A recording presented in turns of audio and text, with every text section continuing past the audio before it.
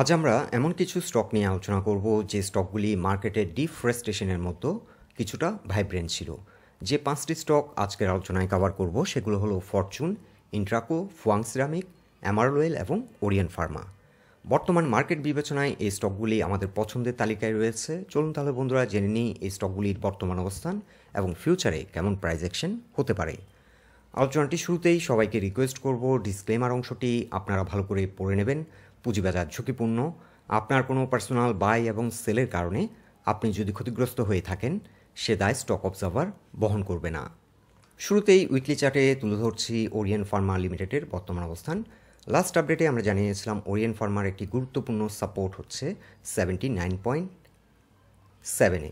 এই support পয়েন্টটিকে respect না করে স্টকটি অনেকটা নিচে নেমে আসে। আজকে দিন শেষে 76.9-এ ক্লোজ হয়। ওরিয়ন ফার্মার জন্য এখন গুরুত্বপূর্ণ একটি সাপোর্ট হবে 200 এক্সপোনেনশিয়াল মুভিং অ্যাভারেজের সাপোর্ট লাইন। প্রাইস পয়েন্টে এটি রয়েছে 76.5-এ। রিসেন্টলি ওরিয়ন ফার্মাতে হিউজ মানি ইনফ্লো হয়েছে। এই দুটো ক্যান্ডেলকে যদি আমরা বিশ্লেষণ করি, এই দুটো ক্যান্ডেলে কিন্তু হিউজ মানি ফ্লো আমরা লক্ষ্য করছি এবং এটি আপ টু 91.7 পর্যন্ত প্রাইস অ্যাকশন করে এবং এই পয়েন্ট থেকে রিজেক্ট হয়ে অলমোস্ট 30% কারেকশন হয়। এখন আজকের দিন শেষে এটি 76.9-এ ক্লোজ হয়। রিসেন্টলি কিছু গুরুত্বপূর্ণ সাপোর্ট ব্রেকডাউন হলো স্মল ভলিউম নিয়ে, যার কারণে স্টকটি নেগেটিভ প্রাইস অ্যাকশন করলো। স্টিল এই স্টকটি নিয়ে আমরা হোপফুল এবং এই স্টকটি বুলিশ। এছাড়া ফার্মাসিউটিক্যাল সেক্টরে বরাবরই এখন ভালো মানি ফ্লো আমরা লক্ষ্য করছি এবং এই সেক্টরের বেশ কিছু স্টক ভালো প্রাইস অ্যাকশন করলো। যেহেতু ঢাকা স্টক এক্সচেঞ্জে ওরিয়ন ফার্মা একটি হাই পারফর্মিং স্টক আর বর্তমানে ভালো এন্ট্রি পয়েন্টে রয়েছে, এই স্টকটিকে আমরা বেশি প্রেফার করছি। ওরিয়ন ফার্মা যেহেতু তার একটি কি সাপোর্ট লাইন 79.7 এই সাপোর্টটি ব্রেকডাউন করলো, সেহেতু আমরা আশা করছি স্টকটি আপাতত কিছুদিন হয়তো 75 থেকে 80 এই জোনটিতে কিছুদিন সাইডওয়ে প্রাইস অ্যাকশন হতে পারে এবং 80+ স্টকটি ঘুরে দাঁড়ালে এখান থেকে ভালো প্রাইস অ্যাকশন হবে এবং গতিশীল থাকবে। ওরিয়ন ফার্মার জন্য আমরা ফার্স্ট টার্গেট সেট করছি 105। বর্তমানে ভালো এন্ট্রি পয়েন্টে রয়েছে, তবে 80+ গেলে ভালো প্রাইস অ্যাকশন আশা করা যায় আর এই প্রাইস পয়েন্টে নিলে হয়তো কিছুদিন ওয়েট করতে হতে পারে। সেল প্রেশার অনেকটা কমে গেছে, আমরা আশা করছি এটি 75 কিংবা আপ টু 61%-এর যে রিট্রেসমেন্ট সাইকেলটি রয়েছে ফিবোনাচি চার্টে 74.8 এই পয়েন্ট থেকে আশা করছি আমরা ঘুরে দাঁড়াবে এবং এখান থেকে ভালো প্রাইস অ্যাকশন করবে। এখন উইকলি চার্টে তুলে ধরছি ফরচুন শুজ লিমিটেডের বর্তমান অবস্থান। ফরচুন রিসেন্টলি ভালো মানি ফ্লো নিয়ে আপ টু 66.3 পর্যন্ত প্রাইস অ্যাকশন করে এবং এই পয়েন্ট থেকে রিজেক্ট হয়ে আবারও একটা বড় ধরনের পতন হলো এবং বর্তমানে 53.7-এ 53.4-এ সাপোর্ট নিচ্ছে এবং আজকে এই পয়েন্ট থেকে ঘুরে দাঁড়িয়ে 55.6-এ ক্লোজ হলো। ফরচুনের জন্য এখন গুরুত্বপূর্ণ একটি সাপোর্ট হলো 53.4। এর আগের আপডেটে আমরা ফরচুনের ফার্স্ট টার্গেট সেট করেছিলাম 72 থেকে 75। বর্তমান মার্কেট বিবেচনায় আমরা এই টার্গেটটিকে কিছুটা অ্যাডজাস্ট করে 70-তে সেট করছি।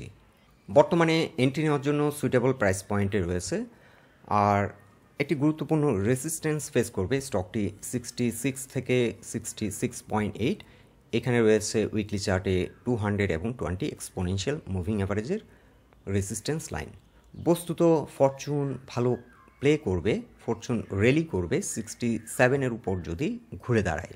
ট্যানারি সেক্টরে স্টকটিকে আমরা বর্তমান সময়ে অনেক গুরুত্ব সহকারে বিবেচনা করছি। তার একটি অন্যতম কারণ হলো এই সেক্টরে কিছু দুর্বল মানের কোম্পানি 75 থেকে 60 প্রাইস পয়েন্টে অবস্থান করছে।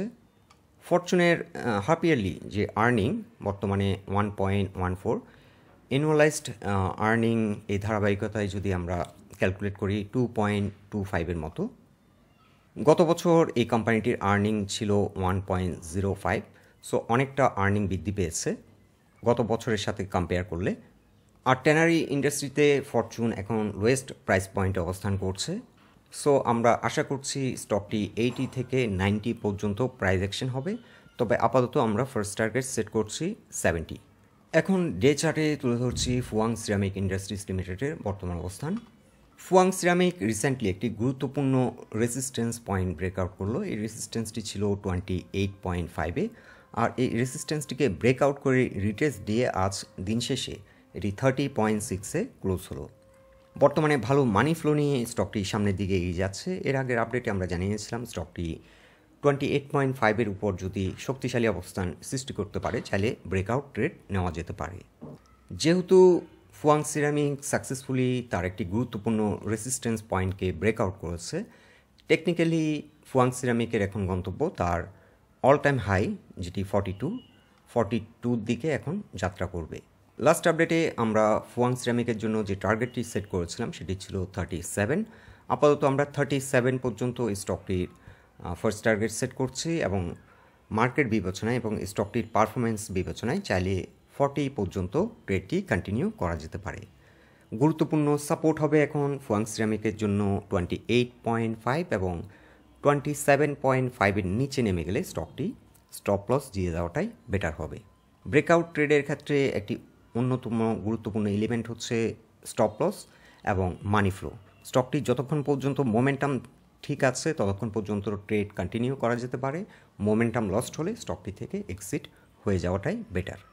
এর আগের আলোচনায়ও আমরা জানিয়েছিলাম যে বর্তমান সময়ে যে ভলিউমে ট্রেড হচ্ছে এটি অতীতের যে কোনো সময়ের তুলনায় বেশি ভলিউম নিয়ে এই স্টকটি বর্তমানে এগোচ্ছে এবং আমরা জানিয়েছিলাম যে ব্রেকআউটটি সাকসেসফুল হওয়ার পসিবিলিটি বেশি।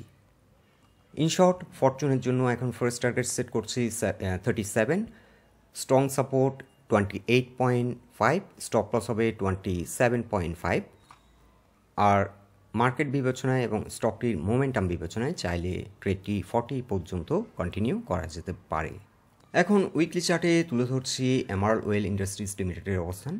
এমার্ল্ড ওয়েল আজকের দিন শেষে 75.7-এ ক্লোজ হলো আর এটি একটি গুরুত্বপূর্ণ সাপোর্ট পয়েন্টের কাছাকাছি অবস্থান করছে। 73 হবে স্টকটির জন্য বেস্ট এন্ট্রি পয়েন্ট এবং এটি একটি হাই পারফর্মিং স্টক। বর্তমানে হিউজ মানি ফ্লো স্টকটিতে রয়েছে, কিন্তু প্রাইস অ্যাকশনের দিক থেকে আমরা সেরকম কোনো মোমেন্টাম দেখতে পাচ্ছি না। দীর্ঘদিন ধরে প্রাইস অ্যাকশন হচ্ছে না, পারফর্ম করছে না আপ টু দ্য মার্ক। এমার্ল্ড ওয়েলের জন্য এটি হচ্ছে একটি অ্যাকুমুলেশন ফেজ। আশা করছি স্টকটি 80-র উপর ঘুরে দাঁড়ালে ভালো প্রাইস অ্যাকশন করবে। বর্তমানে চাইলে এন্ট্রি নেওয়া যেতে পারে এবং 80-র উপরে যদি ঘুরে দাঁড়ায়, বিশেষ করে 79.5-এর উপর যদি স্টকটি ঘুরে দাঁড়ায় তাহলে কোয়ান্টিটি ইনক্রিজ করা যেতে পারে। এমার্ল্ড ওয়েলের জন্য আমরা ফার্স্ট টার্গেট সেট করছি 120। যাত্রাপথে একটি গুরুত্বপূর্ণ রেজিস্ট্যান্স ফেস করবে 90, 97 থেকে 95 এই জোনটিতে একটি গুরুত্বপূর্ণ রেজিস্ট্যান্স স্টকটির। তবে চাইলে ফার্স্ট টার্গেট 95 রাখা যেতে পারে এবং সেকেন্ড টার্গেট হতে পারে 120। ফিবোনাচি রিট্রেসমেন্ট চার্টে 38%-এর যে রিকভারি সাইকেল সেটি রয়েছে 109.4। সো ফার্স্ট টার্গেট আমরা প্রেফার করছি 109। তবে যাত্রাপথে এখানে একটি রেসিস্ট্যান্স রয়েছে 90.5 এবং প্রাইস পয়েন্ট লেভেল রেসিস্ট্যান্সটি রয়েছে 95 থেকে 97 লেভেলে। এখন উইকলি চার্টে তুলে ধরছি ইন্ট্রাকো রিফিলিং স্টেশন লিমিটেডের অবস্থান। Intraco recently cup and handle pattern breakout দিয়ে স্টকটি রিটেস্টও করলো। রিটেস্ট করে আজ দিন শেষে 44.4-এ ক্লোজ হলো। এই কারণে ইন্ট্রাকোর জন্য এখন একটি গুরুত্বপূর্ণ সাপোর্ট পয়েন্ট হলো 44। এই স্টকটি চাইলে ব্রেকআউট ট্রেড নেওয়া যেতে পারে। বিলো 43.5-এর নিচে আমরা চাইলে স্টপ লস সেট করতে পারি। আর ফার্স্ট টার্গেট হবে স্টকটির জন্য 49.4 এবং সেকেন্ড টার্গেট হতে পারে আপ টু 60 পর্যন্ত। অ্যাপারেন্টলি মনে হচ্ছে এই স্টকটি তার অল টাইম হাই ব্রেকআউট করে একটি নিউ হায়ার হাই ক্রিয়েট করবে। 48.5-এ এখানে আরও একটি ব্রেকআউট হবে এবং এই ব্রেকআউটটি দিলে স্টকটি আপ টু 65 পর্যন্ত প্রাইস অ্যাকশন হতে পারে। সো যারা প্যাটার্ন ট্রেড করতে ইন্টারেস্টেড এই স্টকটি চাইলে ওয়াচ লিস্টে রাখতে পারেন, চাইলে নতুন এন্ট্রি নিতে পারেন। বিলো 43.5 আমরা স্টপ লস সাজেস্ট করছি এবং স্টকটির ফার্স্ট টার্গেট হতে পারে 49.4 এবং সেকেন্ড টার্গেট হতে পারে আপ টু 60।